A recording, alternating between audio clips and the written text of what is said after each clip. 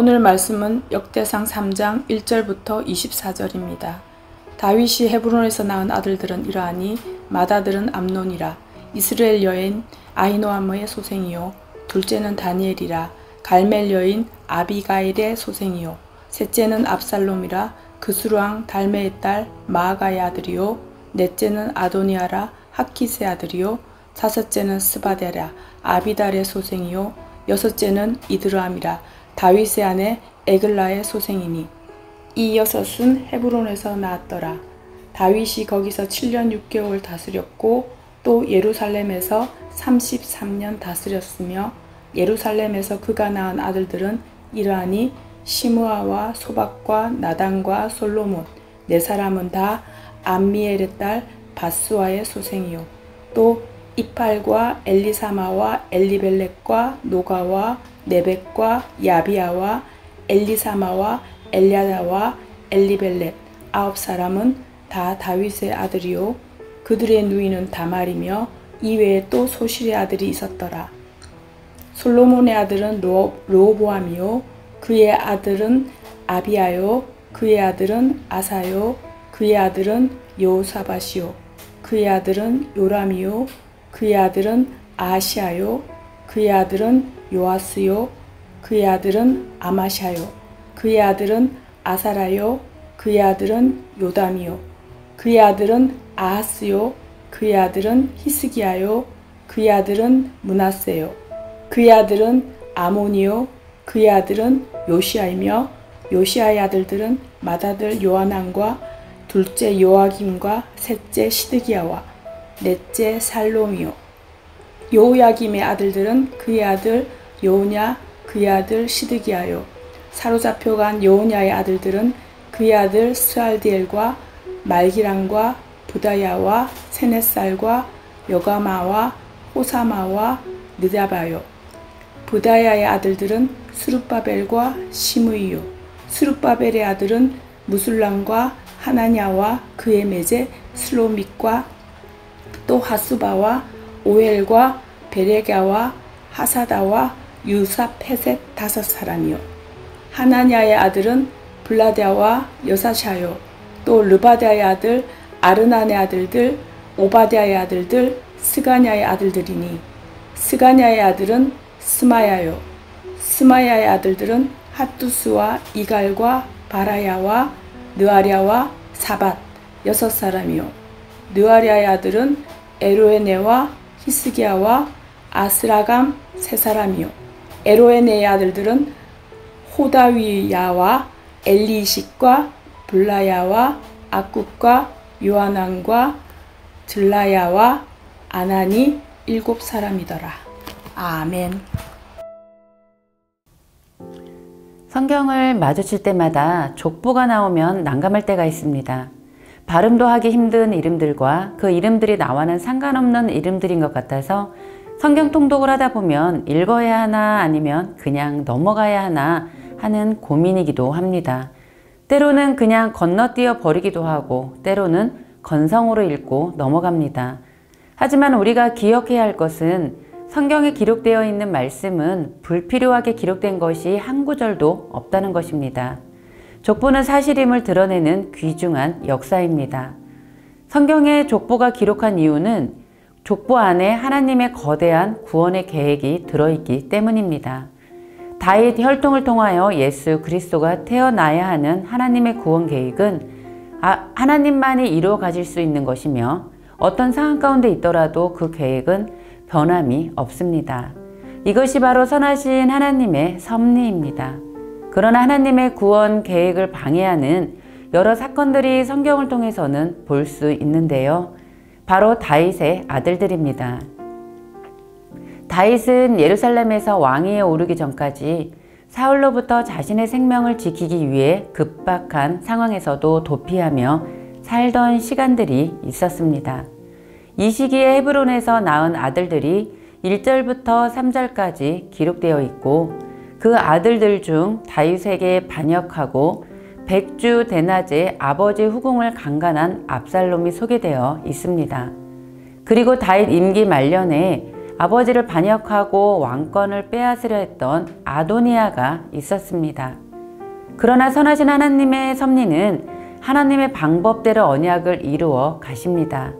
족보의 기록은 헤브론에서 낳은 아들들과 예루살렘에서 낳은 아들들의 명단을 기록함으로써 누가 다윗 왕가의 진정한 후계자인가를 밝히기 위한 것이었습니다. 아버지를 반역한 아들들이 아닌 솔로몬을 통해 다윗 왕조는 이어집니다. 다윗 다음의 왕의 계승은 솔로몬이었고 이것이 하나님의 섭리였습니다. 하나님의 선하신 섭리를 악한 마음으로 왕권을 가지려 했던 압살롬도 아도니아도 이것을 바꿀 수는 없었습니다. 우리가 잘 아는 것처럼 솔로몬 이후에 남북으로 분열되었는데 오늘 족보는 북왕국 왕조의 기록은 전혀 기록하지 않고 오직 솔로몬의 후손들이 왕이 된 남유다만 기록하고 있습니다. 이유는 메시아가 다윗의 자손으로 오신다는 사실을 선포하고 있기 때문입니다. 다윗의 아들 솔로몬, 솔로몬의 아들, 그리고 그 후손들이 왕이 되는 것이 기록되었습니다.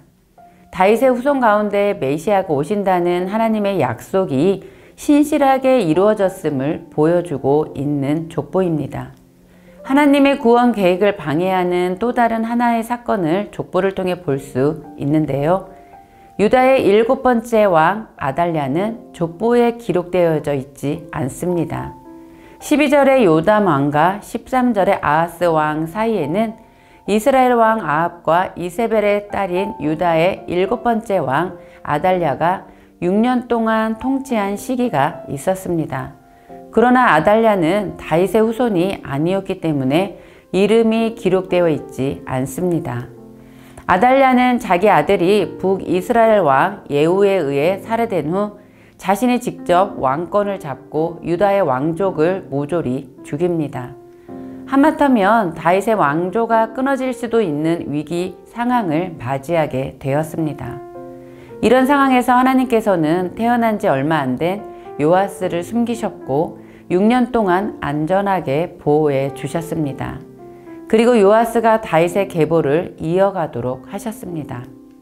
솔로몬 이후 북이스라엘은 왕국이 존속한 약 200년 동안 9번의 왕조가 교체됐지만 남유다는 다윗 왕조 하나로 유지되었습니다. 이를 통해 하나님께서 다윗에게 약속하신 것을 성실히 이루어 가심을 보여주셨습니다. 유다가 멸망당하고 바벨론의 포로로 잡혀간 유다 왕가의 계보와 그 후손들을 기록하므로 하나님의 구원 계획은 변함이 없음을 보여주었습니다. 다윗의 어떠함으로 유다의 왕가가 이어진 것이 아니라 전적인 하나님의 은혜였습니다. 그런데 우리에게도 이런 영적인 족보가 있습니다. 바로 우리를 사망 가운데에서 건지신 예수 그리스도의 이름으로 우리도 족보를 만들어가고 있습니다. 로마서 10장 10절에서는 사람이 마음으로 믿어 의에 이르고 입으로 시인하여 구원에 이르느니라. 혈통이 아닌 오직 믿음으로 우리는 예수 그리스도의 영적 족보에 기록되어져 있습니다.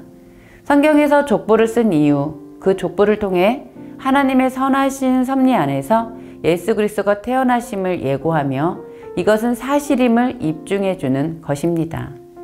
하나님의 거대한 구원의 계획은 다윗의 자녀들이 다윗을 배반했지만 왕족이 끊어질 위기에 처했지만 나라가 망해서 포로로 잡혀갔지만 결국 약속대로 예수 그리스도는 이 땅 가운데 오셨습니다. 그리고 하나님은 이 예수 그리스도를 통해 우리를 구원해 주셨습니다. 값없이 구원받은 우리는 이제 어떤 삶을 살아가면 좋을까요? 하나님의 약속, 거대한 구원의 계획은 사랑이었습니다. 사랑하기에 그 약속을 지키시고 사랑하기에 예수님을 우리에게 보내주셨습니다. 성경의 족보를 보는 순간은 읽기가 부담스럽지만 읽고 또 읽다 보면 마치 긴 역사 속의 시간 여행처럼 하나님의 행하심을 보게 됩니다. 그리고 그 앞에서 보게 되는 것은 한없는 사랑하심과 긍휼과 은혜였습니다. 요한복음 13장 34절에서 예수님은 새 계명을 너희에게 주노니 서로 사랑하라.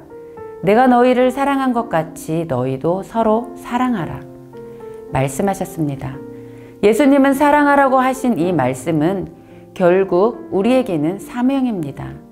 창세기부터 시작하여 많은 성경의 인물들을 볼 때 하나님을 사랑한 사랑이 있는 자와 없는 자는 확연히 구별되었습니다.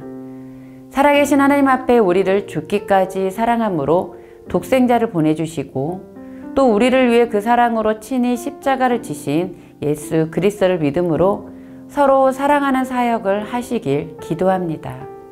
많은 사역 중에 사랑하는 것이 가장 어려운 사역입니다.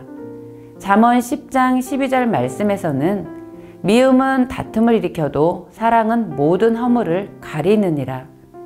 가장 어렵지만 우리가 하나님 사랑을 기억하며 그 사랑을 부어달라 기도할 때 그 사랑은 가능해집니다. 그리고 하나님의 백성들 간에 서로 허다한 허물을 덮어주는 사랑의 역사는 일어날 것입니다. 부부 간에, 부모 자식 간에, 형제 간에, 직장 동료 간에 우리가 서로 최선을 다해 사랑을 하는 사역을 하시는 하루 되셨으면 좋겠습니다. 새 계명, 하나님이 우리를 사랑한 것 같이 우리도 서로 사랑하며 오늘 하루 우리 이름이 예수 그리스도의 족보에 사랑의 사람으로 기록되어지는 하루 되셨으면 좋겠습니다. 말씀을 기억하며 함께 기도하기 원합니다. 이전에도 이후에도 여전히 살아계신 하나님의 사랑을 느끼게 해주셔서 감사합니다. 하나님 사랑에 감사하는 하루 되게 하여 주옵소서. 하나님의 사랑으로 서로 사랑하여 허다한 허물을 덮으며 새 계명을 지키는 자로 하나님께 기억되게 하여 주옵소서. 이 시간 사랑하는 청년의 가족 모두를 사랑합니다. 그리고 오늘 하루 서로 사랑한다 고백하며 사랑하시는, 그래서 하나님의 기억 속에 사랑의 이름을 새겨주는 우리 청년의 성도 되시길 기도합니다.